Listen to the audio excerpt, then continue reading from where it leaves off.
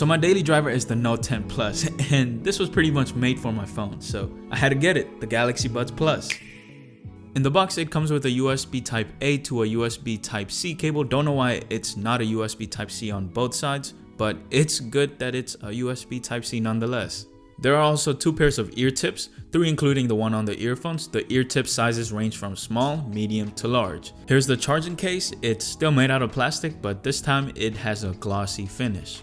Another minor change in the case is the left and right indicator. It's now made out of rubber and it kind of feels like a button. Earbuds themselves look very similar to the first gen earbuds. No major differences in terms of design, which is good because the old ones were good.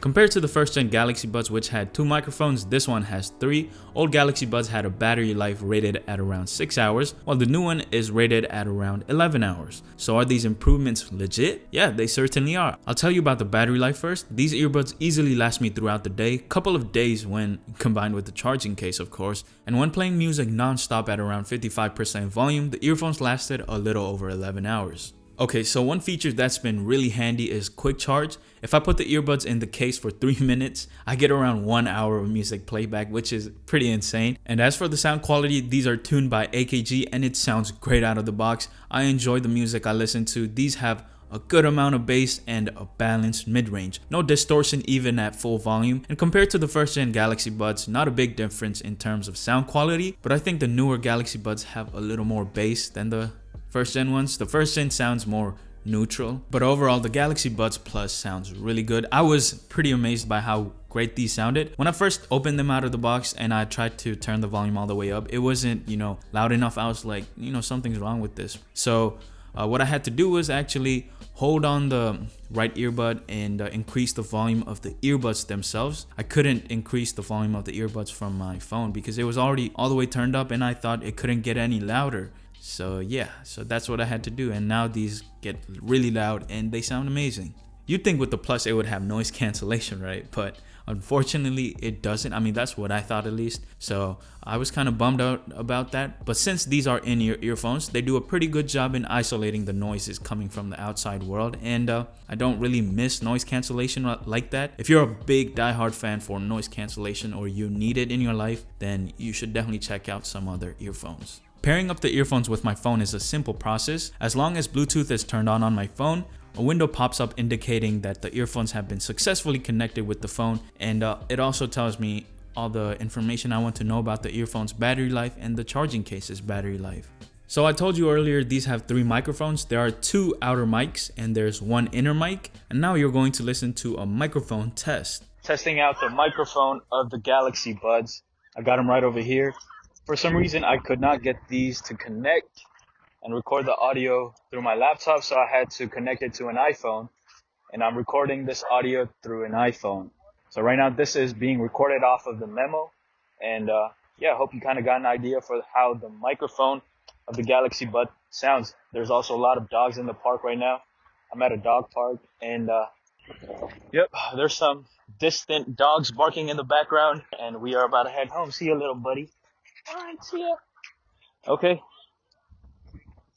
Yeah. So yeah, the mic quality has definitely improved. It's good to see that they don't sound as bad as the first gens.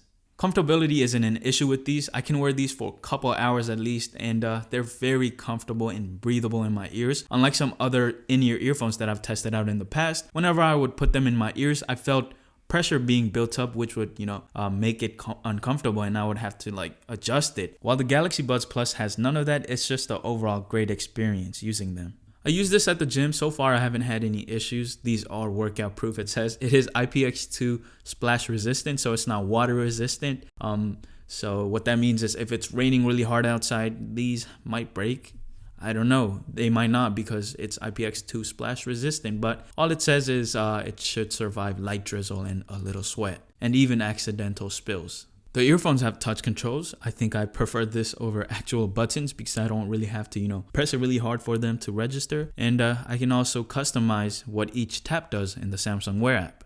The case itself supports wireless charging. It took around 2 hours for them to charge to 100%, and it can charge up the Galaxy Buds from 0 to 100% up to 1 time, which gives us a total music playback time of around 22 to 24 hours.